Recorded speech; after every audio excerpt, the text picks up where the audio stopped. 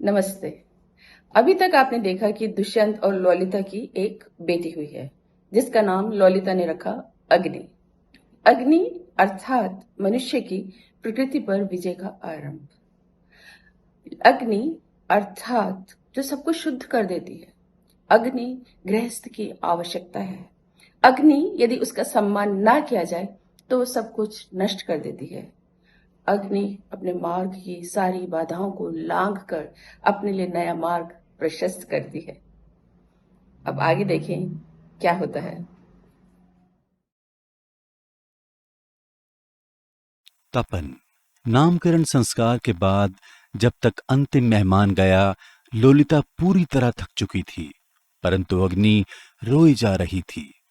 सास ने हल्के हाथ से तेल में हींग मिलाकर अग्नि की नाभि के आसपास मालिश करी तो उसे पेट दर्द से एकदम आराम मिल गया।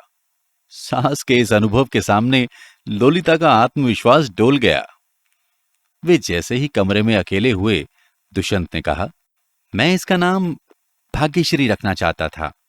भाग्यश्री क्यों? तुम्हें पता है ना, मैं नया रेस्टोरेंट खोल रहा हूं।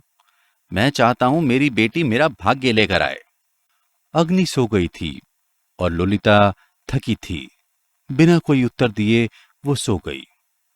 अगले दिन वे सब अंगीठी के आसपास रसोई में बैठे थे जब दुष्यंत ने फिर से अग्नि के नाम का विषय उठाया। तो तुम क्या सोचती हो लोलिता, हमें इसका नाम बदलना चाहिए? दुष्यंत अपने माँ बाप के सामने लोलिता से बात करते हुए कतराते थे और इस तरह नाम लेकर तो कभी भी बात नहीं करते थे। वह उनके इस नए अंदाज से थोड़ी सख्ते में आ गई और उसे लगा सास ससुर भी इस नए खुलेपन से थोड़ा चौंक उठे हैं। तुम्हारे बिजनेस और उसके नाम का कोई संबंध नहीं है। लोलिता ने कमजोर स्वर में कहा। बिल्कुल संबंध है, ससुर जी ने जोर देते हुए कहा। स्त्री ही भाग्य बनाती है। जब हमारी शादी हुई थी तो मेरे पास किराने की एक छोटी सी दुकान थी। तुम्हारी माँ के भाग्य से मेरा काम बढ़ता ही गया। लोलिता को लग रहा था जैसे उसे कोने में खड़ा किया जा रहा है और उसके आंसू बाहर आने के लिए व्याकुल थे।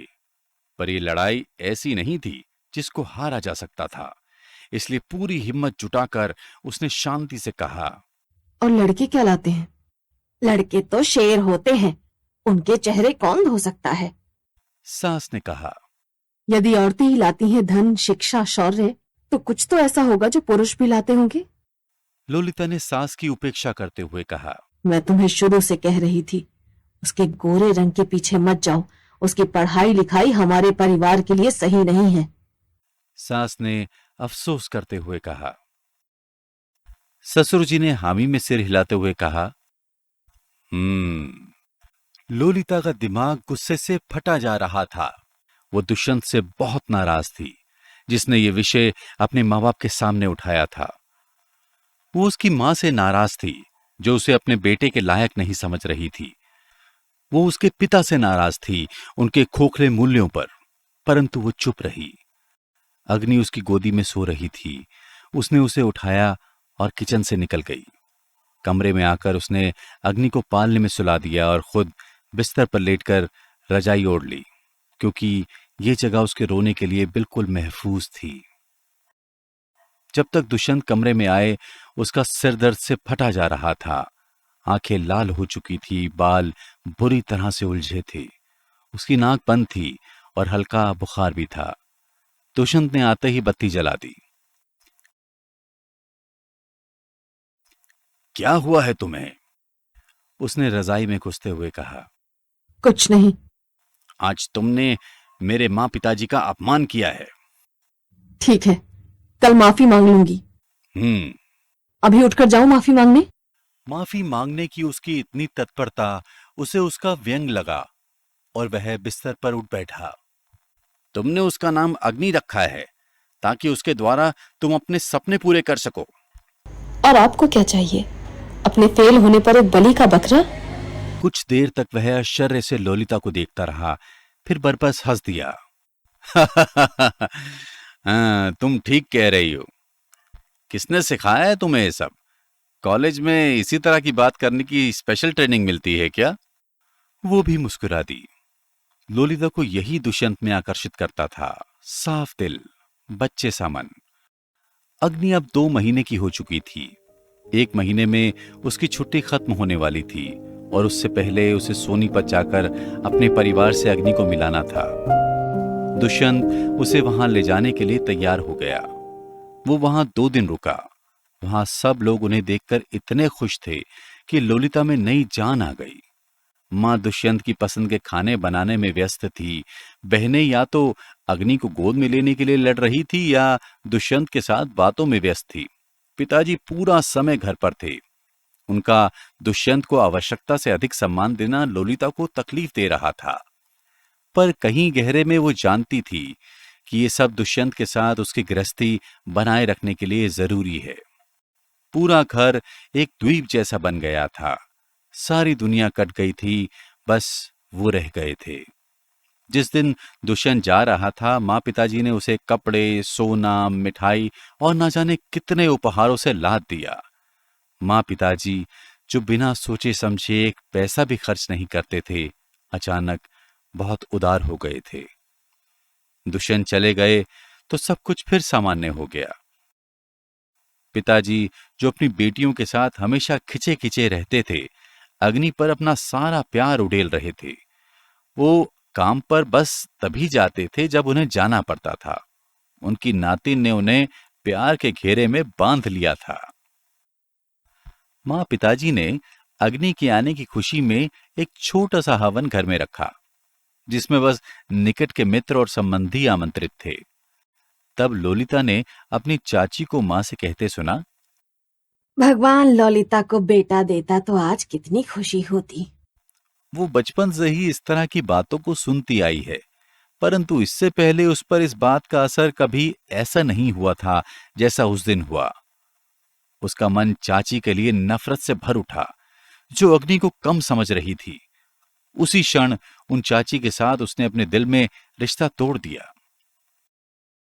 बहनें अग्नि पर न्यौछावर थी। लावण्या ने उसके लिए स्वेटर बनाया था, लता ने फ्रॉक सिले थे। उन सब ने पैसे इकट्ठे करके उसके लिए रशियन गुड़िया खरीदी थी। एक दिन जब अग्नि सो रही थी और वो सब उसके आसपास थे, लोलिता लीना को लेकर बाजार गई ताकि उन सब के लिए उपहार खरीद सके। बहनें उपहार पाकर बहुत खुश थी, परंतु मां पिताजी पर नई चिंता सवार हो गई। ये क्यों किया तूने? मां ने बलपूर्वक कहा। क्यों मतलब? मेरी बहनें हैं वे, और हमारे लिए क्यों लेकर आई है? क्योंकि आप मेरे माँ बाप हो। लोलिता ने हंसकर कहा। बेटियों से कौन उपहार लेता है? मां ने बहस से थकते हुए कहा। क्यों नहीं? दुष्यंत क्या सोचेगा, और तेरे सास ससुर को तो ये बात बिल्कुल अच्छी नहीं लगेगी। माँ, मैं आपकी बड़ी बेटी हूं और अपनी छोटी बहनों को बिगाड़ने का मुझे उतना ही अधिकार है जितना मेरी बहनों को अग्नि को बिगाड़ने का। और आपके लिए और पिताजी के लिए तो मैं कुछ भी कर सकती हूँ। आप भूल रही हैं कि मैं नौकरी करती हूँ और ये मेरा पैसा है। तुम्हारे पैसों पर अधिकार तुम्हारे पति का है। अब तक चुपचाप बैठे पिताजी ने कहा। आपने मेरी पढ़ाई पर खर्च किया, माँ ने मेरा ध्यान रखा, पैसा कमाने के लिए मेहनत मैंने की और अधिकार उनका हो गया। तू उनकी अच्छाई का नाजायज फायदा उठा रही है, पिताजी ने कहा। इससे पहले कि वो कुछ कहती, पिताजी ने पुनः कहा, हम किसी भी हालत में ये सब तुमसे नहीं ले सकते। बहनों के लिए भी इतने ज्यादा उपहार लाने की जरूरत नहीं थी और हमारे लिए तो लाने ही नहीं चाहिए थे। इस बार तो हम तुझे इससे महंगी चीज देकर विदा कर देंगे, पर अगली बार ध्यान रखना। लोलिता ने मां की ओर देखा। उन्होंने पिताजी के हाथ पर हाथ रखते हुए कहा, ललिता की अब शादी हो गई है। वो अपनी बहनों को यदि कुछ देना चाहती है तो कोई बात नहीं, आप बोझ ना लें। ये सब तब जब इनकी शादियां हो जाएं। जब तक ये इस घर में हैं, इनको मेरे हिसाब से रहना होगा, पिताजी ने कहा। इसका मतलब ये हुआ, शादी से पहले हमारे सारे फैसले आप करेंगे और शादी के बाद पति करेगा? सबसे छोटी बहन लीना ने कहा। लोलिता अपनी छोटी बहन का इतना साहस देखकर दंग रह गई। वो सीधे पिताजी की आंखों में देखकर बात कर रही थी। ललिता सोच रही थी कि यदि आज दादी जिंदा होती और ये नजारा देखती तो बेहोश हो जाती। पिताजी का चेहरा क्रोध से लाल हो रहा था। उन्होंने मां को देखकर कहा, ये हम मर्दों की गलती है जो औरतों को इतनी आजादी दे दी है। आजादी मेरा हक है। आप इसे ना तो मुझे दे सकते हैं और ना छीन सकते हैं। लीना ने पिताजी का फिर से सामना करते हुए कहा। अपने कमरे में जाओ। मां ने कमरे की तरफ उंगली करते हुए कहा। लीना दांत पीसते हुए चली गई। वहां कुछ पल चुप्पी छाई रही। इस तरह का विद्रोह उनके घर में पहले कभी नहीं हुआ था। दरअसल ललिता जब छोटी थी तो वो उस कमरे में ठहरती ही नहीं थी जहां पिताजी होते थे। सजना संवरना, फिल्म देखना, फिल्मी गाने सुनना, ये सब उनकी पीठ पीछे होता था। थोड़ी देर बाद पिताजी चले गए। ललिता अग्नि के साथ व्यस्त हो गई और मां चुपचाप सुबकती रही। शेर की तरह दहाड़ती हुई लीना कमरे से बाहर आ मां के सामने खड़ी हो गई। आप रो क्यों रही हैं? यदि उनमें हिम्मत है तो मुझे दंड दे। आपको किस चीज का डर है? चुप कर। मां ने लीना के सामने हाथ जोड़ते हुए कहा। किस चीज का डर है आपको? 6 बेटियां हैं आपकी, सारा दिन घर में काम करती हो, अब नानी बन गई हो, फिर भी अपने ही घर में अपनी मर्जी से नहीं रह सकती। ललिता इस नई लीना को, जो अभी मुश्किल से 14 की हुई थी और उन सब के लिए लड़ रही थी, को बहुत आश्चर्य से देख रही थी। बस लीना, तुम्हारे तर्कों से यहाँ कुछ नहीं बदलने वाला। तीसरी बेटी लावण्य ने कहा। तो फिर क्या फायदा पढ़ाई लिखाई का, नौकरी करने का? लीना ने कहा। इन प्रश्नों का उत्तर उनमें से किसी के पास नहीं था, इसलिए वहां सब चुप रहे।